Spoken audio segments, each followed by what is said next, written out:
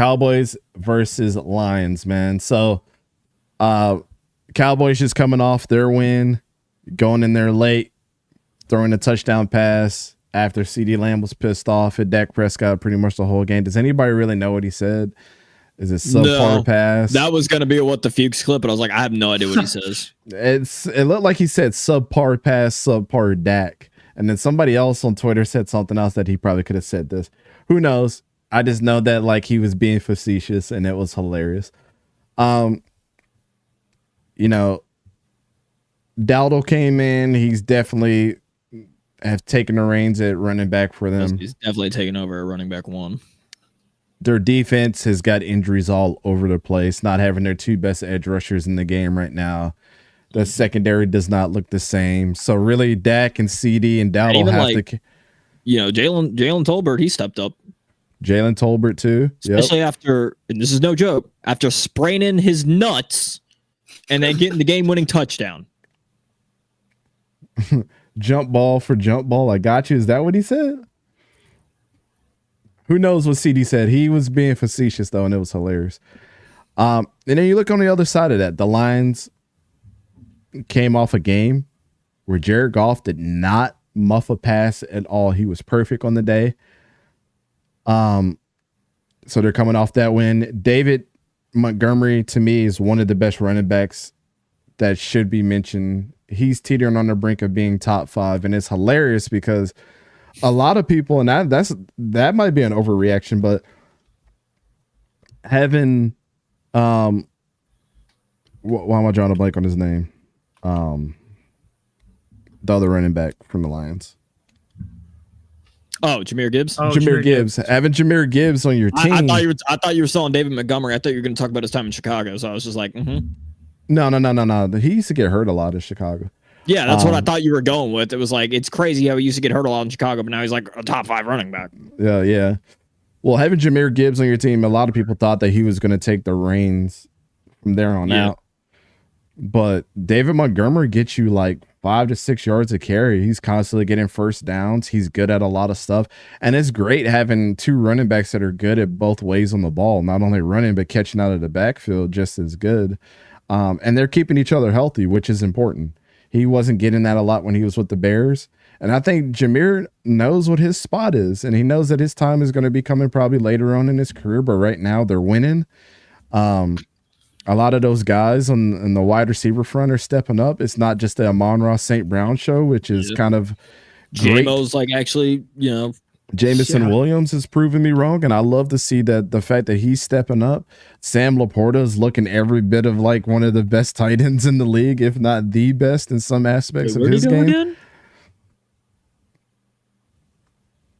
Iowa.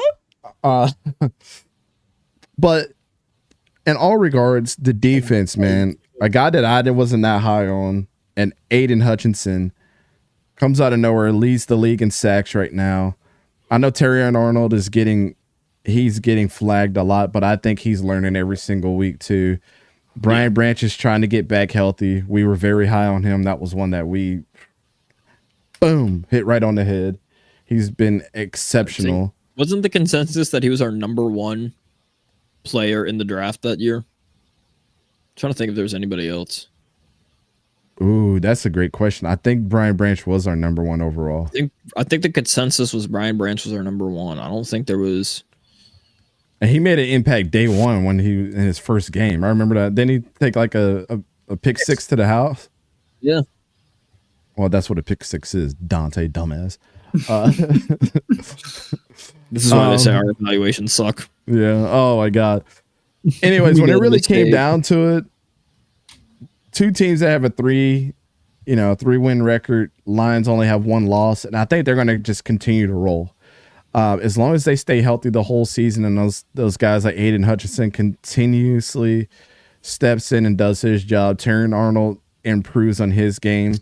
Involve Inish Rakestraw in there too. You got another young guy on the other side that was very promising as well. And just the offense continue to roll, because it's hard when you have so many weapons on the same team, and it's hard for you to go in there and just target Amon-Ra St. Brown, because you got Sam Laporta that can kill you. Oh, we can shut down David Montgomery, but in 21 personnel, we got Jahmyr Gibbs. You know what I'm saying? So Yeah. it's a lot to handle. So with that being said, I got the Lions obviously winning this, and I think the Cowboys are going to get their ass kicked. Like, just put it. I think it's gonna be like a by 3 touchdowns. Like, I think they're gonna get their ass kicked, bro. Even though I think the Cowboys, it's possible. I'm not as like down on the Cowboys as a lot of people, because I don't have that fan bias, but I just feel like when the Cowboys are healthy, they're an actual good team, but they're playing against a healthier, younger, faster, everything, great coach. They're just going to get beat down. They're going to get beat down. And also, like, we talk about how, not Detroit, Lions are, or not Lions, Dallas is injured. Lions are coming off of a bye week. They're getting pieces back. They've had a week of rest. Mm-hmm. You know, they're still fueled by the streak that the Cowboys have against the Lions, and especially that controversial call last year in the matchup in which Detroit got absolutely robbed, and the refs handed Dallas that win. Yeah. So they're still fueled by that. Now, granted, take, you know, the fuel as much as you want with a grain of salt. You know, sometimes that motivates people differently, but with the Dan Campbell led team, I'm pretty sure that's just extra fuel to the fire. I don't know what else to tell you. I did want to say, like, Alex Anzalone is one of those linebackers nobody likes to talk about a lot either, and he's been very, very good for them. And let's not even talk about their offensive line with all the weapons they got there. One of the best pickups in the offseason was Tim Patrick after he got let go from Denver, and he's making a lot of people pay right now. Start up on the practice squad and to work your way up after not playing for 2 years, yes. He's definitely an upgrade over Josh Reynolds. Y'all know my vendetta against Josh. I hate Josh Reynolds, bro. That motherfucker cost them just like Alec Pierce and Sora have a vendetta, me and Josh Reynolds have a vendetta. I can't stand my guy. Alec Pierce. But yeah, go ahead, Khalid. Go ahead, give us your outlook on this game. And we're going to get to all the other teams' predictions in a roll-up, so just hold on. We're just going through our games of the week. Dante, you made me so happy. Dallas just escaped with a win in Pittsburgh. Dak Prescott, by the way, threw an interception in the same game, but in two separate days. That's impressive if you ask me, so I got to give him credit for that. But they had a tough, grueling win against Pittsburgh that was so close to being a loss, and the Lions are coming off of a bye, like Sora mentioned, after running up the score against Seattle. And even though this game is in Arlington, Seattle's one of the best defenses too. And Jared Goff did not have a single pass hit the ground or fall into the hands of the opposition. So 18 for 18, I believe. Perfect game. While it's in Arlington, Detroit is favored, and Dallas, while 3-2, have a -4 point differential this season, while the Lions at 3-1 have a +22 point differential this season. The key to the game is going to be the running game for Detroit. Jahmyr Gibbs and David Montgomery. When Dallas has lost this year, it has been against really good running games. Baltimore rushed for 274 yards to the tune of 6.1 yards per carry, and New Orleans rushed for 190 yards on 4.9 yards per carry. In wins, though, Dallas has allowed only 109, 80, and 102 rushing yards in each of those games. So if you run the ball well, you're going to beat Dallas. If you don't, you won't. Gibbs and Montgomery both have rushed for over 270 yards on the season, and each also have over 75 yards receiving. So they both can, be used in the passing game. And the big thing here is they rotate. Detroit uses them both very, very well. And to me, this just screams they can rotate to stay fresh, and they're going to rock with the ground and pound until it don't work. But it's shown that it will work. For Dallas, they need to force mistakes and errors when they can, right?